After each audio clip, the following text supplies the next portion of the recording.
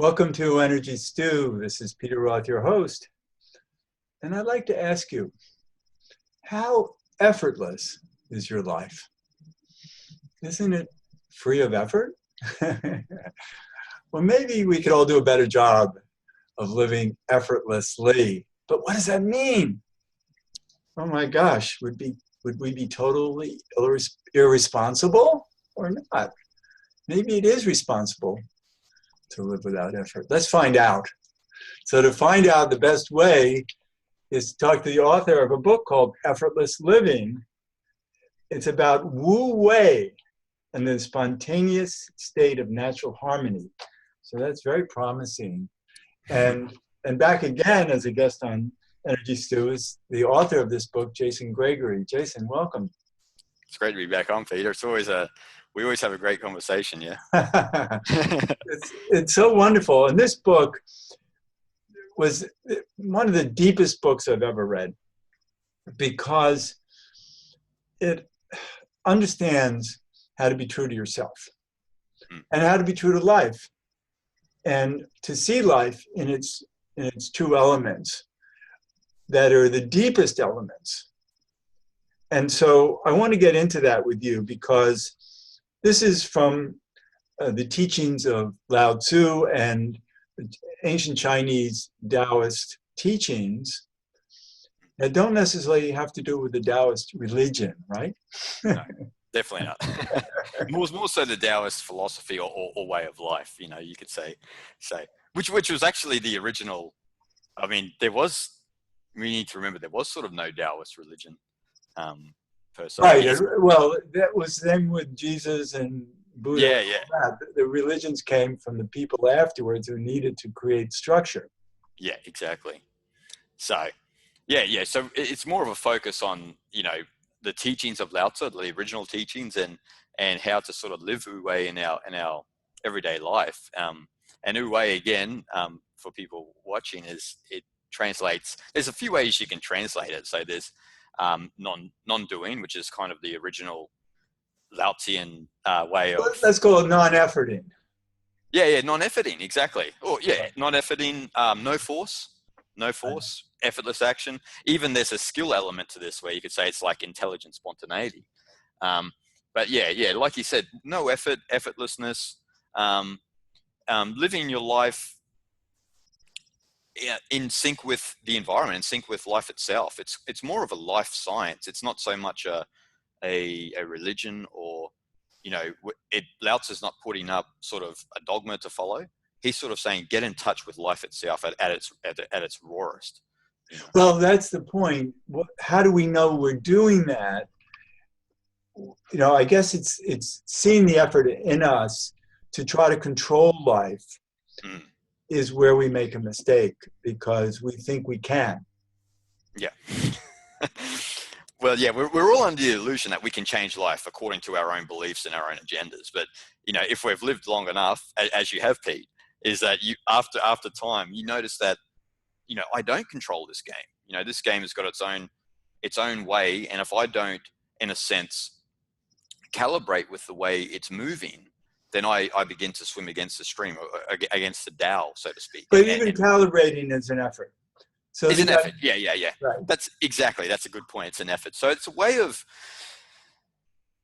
you have to get out of the whole, Lao Tzu has a big focus on desires, so he sort of says that, our desires in a sense, fuel the maddening of our hearts, that the hunt and the chase, he will say, and the maddening of our hearts. So we're chasing a life that we think is going to make us who we're supposed to be, when the rawness of who we are, he would say the uncarved block is actually who we are. So, this is different to Confucius, who Confucius has a self-cultivation sort of method of how we should be in life. So his is more of the carving and polishing philosophy. Right, and we'll talk about that because that really interested me, what you had to say about Confucius in your book. But what I'm thinking right now is about, for instance, I work with the human design system and the destiny cards that show us the mechanics of who we're here to be in life. But I always tell people, you don't have to worry about that because life will force itself will force you to be who you have to be, because life delivers itself to us. And that's the Wu Wei. That's getting out of the way so life can bring itself to us according to who we need to be. Exactly. And this trust component of Wu Wei is very important. So you have to learn that life is showing you the way, but that you just have to be present more so in your life to experience that, and you have to get out of that sense that I'm going to control my path and this is going to be the way it is. I'm going to do this. And if something gets in my way, I'm just going to blast through the obstacles. And in most cases, we suffer as a result. In some cases, we might get through all these obstacles, but then we come out a bit more jaded and bitter on the other side. So the focus would be more on, so if we can, in a sense, get out of this striving, get out of this sense of striving for desires and striving to make something of ourselves. Instead, we can just be okay with the life that we have as it is. It doesn't mean that we don't have to, in a sense, all right, I'm just going to sit here like a Buddha and never. Right, that's too yin. Yeah, that's right? too yin. Yeah. So the idea is to use some yang of force, that we have to assert ourselves, but we have to do it authentically. We have to do it with our most natural instincts, what's true for us, without. Exactly. Right. And when we get out of that is when we cause trouble for ourselves. Yes. Well, in Taoist philosophy, even one of the core components of martial arts is always remaining mainly in the yin. So mainly in the receptive and the openness of life, because that's how nature is. Well, and that's how our mind is. But for example, if there's something that's really compelling you to act, it shouldn't be, what would I say, like an overexertion of action. It should just be, something that comes to you spontaneously that you need to do, or you're just compelled to do it. I'm compelled to write a book on effortless living. So I get to work, but it's a different process as opposed to someone who's, beating the pavement every day, trying to make $1. And I'm not saying that there's anything wrong with that, but it can cause, a lot of psychological problems down the track. Well, one of the problems with that is that we live in a world that's artificial, and creates artificial conditions to live in that we're fighting against. So we're really fighting an uphill battle. Yeah. And ideally, we'd like to not have the structure that we have to fight against, but humanity is still coming to that. So what I want to come back to now is that in Taoism, the pure Taoism was kind of mistreated by Confucius. Yes, definitely was. He there's a famous imaginary passage, you probably read it in the book, that Zhuangzi imagined between him and Confucius and Lao Tzu. And so Lao Tzu is basically saying, the world is perfect as it is. You don't have to change anything. You just, you let a flower grow as it is, as spontaneously of itself, and as are humans. And Confucius has a big way of sort of contorting that sort of Taoist perspective and turn it into more of sort of a socialization. So basically implementing it into a social philosophy where we're trying to cultivate virtuous people.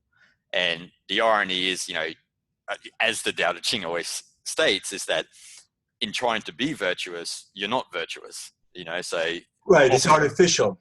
It's artificial, yeah. And often virtuous people don't even know they're virtuous. They just live their life that way, and people recognize them as that. Right, there aren't that many of them. There aren't that many. Exactly. So the idea is, that Lao Tzu had a wonderful understanding of ideal reality, that if we're true to ourselves, we'll be true to life. Exactly. And then life can be true to us too. But we don't live in a world that's that conscious. And so then Confucius comes along and says, look, let's create this society where there's righteousness, where there's, you rise to a level of order. Mm. So it's the order that Confucius was creating, which sounds good. It sounds like, well, that's how we Yeah, get to be a better society. But it's an order that's artificial, really, because it's not organic. it's not organic. Yeah, you're right, Pete. And that's the thing. It's I mentioned that in the book. Actually, I mentioned that when you look at the the four basic virtues of Confucianism, um, and you look at his philosophy, it's when you relate that to what we have now, it's kind of like, oh, it seems like a better life philosophy to live by. It's a But good idea. it's a good idea, yeah. But Lao Tzu's point is kind of that any system in itself is if it's contrived and built, on the minds of, well, basically anyone, is that it's not organic, it's not authentic, it's artificial, and it's based on people's particular agendas and people's particular belief systems. So, and I don't want to completely throw Confucius under the bus, but you, you know that that that was sort of how he saw Taoism. He saw it as a way, all right, this is a great philosophy, what Lao Tzu has, but let's sort of mold it to try and be this sort of practical philosophy for people. And then, you know, since that time, you've have, especially in East Asia, like for example, Japan, Korea, China, Vietnam, you have this kind of, this underlying Confucianism, which is kind of, in a sense, holding, I wouldn't say holding the societies back, but it's kind of a, a, a subconscious thing that people have within in their system. So, And it's an order that can crack. and And it's an order that can crack, yes. and actually, I compare Lao Tzu and Confucius. Like Confucius is more like Freud, and Lao Tzu is more like Jung. Yeah, that's a great analogy. It is. Yeah, Freud's very structured, has a very rigid opinion of how things should be, Right. and the Jungian ideas completely throws that all out the Right. window. So. You don't want to go from the inside out. And so Exactly. that's what Wu Wei is Mm. honoring the inside out. Yes. And It, and yes, it's yeah, honoring the inside out. Yeah, you're right, Peter. It's kind of like I speak about Lao Tzu in a sense as a rebel in the book. He's not the only rebel we've had on Earth, but that sort of way of thinking that we at our core we're fundamentally good, and everything is fundamentally perfect and natural as it is. It's kind of a really, especially when you if you speak to Western scholars about this, they don't want to know about it. It's kind of like such a foreign idea as opposed to a common socialization of well, because society. they're more Confucius They're more oriented. oriented. Yeah, yeah. Yeah. Even when you look at Peter, when you look at Taoist scholars, you can tell that in the West, I mean, they have kind of a little bit of a Confucian lean on them.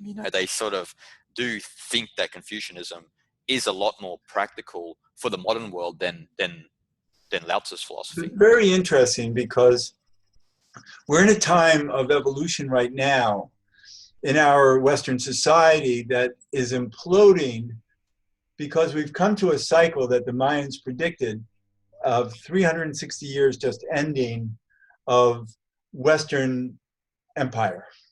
Yes. And so Western empire has to be order, Mm. right? And it's imploding because of greed and corruption. So the order cracks. Mm. And right now we're going into what the Mayans called 360 years of night. And when you go into night, you can't have order.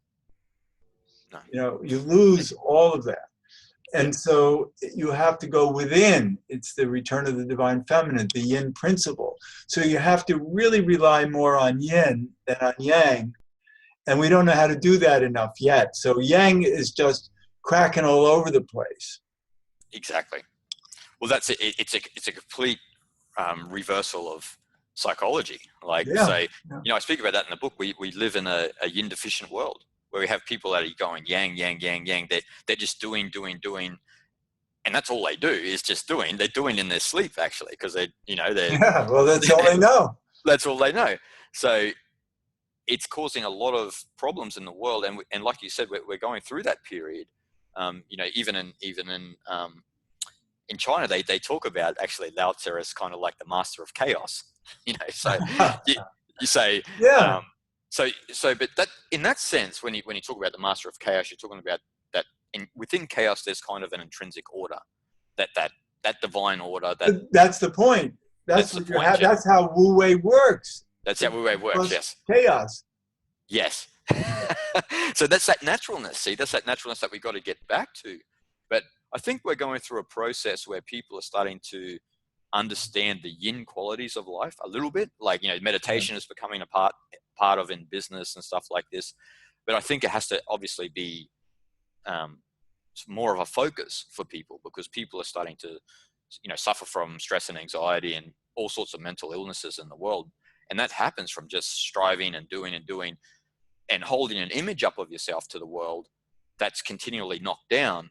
And that's just happening over and over and over again. So Lao Tzu's like, get rid of the image, embrace more of the yin, as he says in the passage, to know the male, you need to know the female, which means to know the yang, you need to know the yin within ourselves. And that's actually what will change society eventually. Eventually. But that's the point, is that most people are much too addicted to yang. Yes. And to these artificial orders that fight against each other. Yeah, they are. Yeah. Well, you only have to look at the use of digital technology, and the way that entrepreneurship has sort of developed. I got nothing against either. In some sense, I would say that the digital world does cause some problems, but that's for another discussion. But when people go home, for example, they've been doing all day. They go home, they get on their digital device. They're still doing in their mind. So you've got like 24 hours of doing, and you've got no yin time. You've got no face-to-face time, just talking with a significant other, or just, being in peace, being in meditation, or eating your meal mindfully. We don't do these things no more. And this is causing a lot of problem, not just on the individual level, but on the social level. And I mentioned the entrepreneurship. So we've got a lot of people now striving to be entrepreneurs, because we're in that sort of epoch of time, where people are like becoming digital entrepreneurs, and you've got all these people who are becoming, successful, and, good luck to them. You're right. But it's what people have to realize, which, you and I have discussed before privately, Peter, is that, not everyone is out of that mold. Not everyone is built in that sort of psychological framework or tendency to be super yang as opposed to yin. I still believe that most people are predominantly yin, because that's how we are in nature. But we have people who, for example, like successful entrepreneurs who can be yang and manage their stress and their anxiety to a certain degree and be successful, where other people, they just can't. They try it, they suffer, and they wonder why, why me, why I can't do it. And it's like, you're perfect the way you are. You don't need to be like, I don't know, somebody else like Tony Robbins or someone like this, or Bill Gates or someone like this. Right, but I'm looking for my notes to see where you say it in the book, but to work on our spiritual development, or let's just say our wholeness in life, we have to work on mind, body, and spirit all. And so the problem for most people is that they're only working on one or two of them. And definitely not the third one. Right. Well, or they might work on the third one, but not the first two. No, and exactly. And you can't, be just in spirit if you're also not in mind and body in a holistic way. And well, in all, sorry, Peter, in all of the esoteric traditions, like, consciousness is built in those three planes, the physical, the mental, and the spiritual. And it's about that sort of integral process of, not that they're actually separate, but you've got to kind of bring them back into harmony a little bit. So right, you have to know how to use them all. Yeah, you have to be able to use them all. Like, you have to, obviously your psychological center has to be very clean and able to deal with social problems and stuff like that. Physically, I don't recommend anyone to be obese, so, but then again, with the physical aspect, you can go off into the other extreme and just focus on the body and become, kind of like a bodybuilder or something like this, and it's just focused on the body, and then There's someone else. there's too much ego in that. There's too much ego in that. Yeah, yeah. So, you know, I think if you have, especially if you bring the physical and mental aspects into more of alignment, then you start to get that more of a sense of or more of an awareness of the spirit within yourself, you know. So right. And you know, I unfortunately have been a long distance runner almost all my life until just a few months ago. Yeah. My knee got bad, but that created a lot of peace for me. Just to be out, loneliness of a long distance runner, you know. Yeah. Well, it's great. Long distance running is great. I love running too, Peter, and as you know, with running, what the good thing about running is that once you do run for a certain, especially long distance, you do start to bring back that integral, the embodied cognition that we actually have, which between the body and the mind. And so that, right. I guess if you have more of that, then you get that sense of, you know, they've done scientific studies on this.